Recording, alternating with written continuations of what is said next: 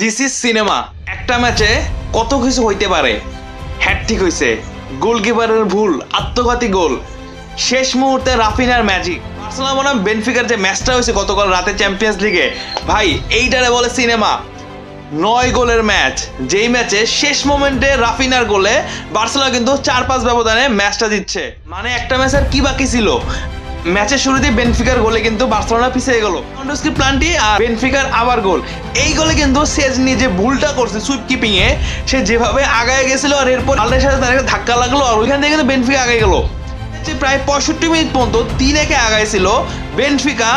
তাদের যে striker Pablo Divi's hat trick করছে, সে কিন্তু শেষ মুহূর্তে বার্সেলোনা দিচ্ছে রাফিনার গোলে। এই মুহূর্তে ব্রাজিলের যে সেরা খেলোয়াড়, সেটা যদি আমি ভিনিসিয়াস কিংবা রদ্রিগোর কথা বলি, অবশ্যই সেইখানে রাফিনার নাম যাবে।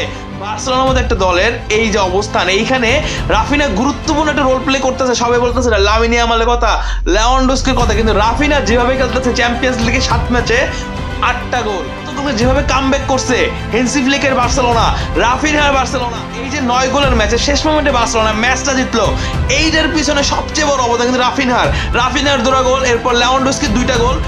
কিন্তু একটা ম্যাচে হ্যাটট্রিক হয়েছে বার্সেলোনা ডিফেন্ডার আরাহো আত্মঘাতী গোল। তাদের গোলকিপার কিছু বড় ভুল করছে, আবার সেই সেজনেই কিন্তু বার্সেলোনাকে ম্যাচে বাঁচাইছে শেষ মোমেন্টে কিছু সেভ দিয়ে।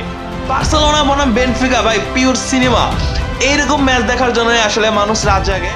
আপাতত চ্যাম্পিয়ন্স লিগের যে পয়েন্ট টেবিল, সেইখানে কিন্তু লিভারপুলের পরেই 2 নম্বরে হেন্সি ফ্লিকের বার্সেলোনা, রাফিনহার বার্সেলোনা, ব্রাজিলিয়ান আন্ডার বয় রাফিনহার বার্সেলোনা।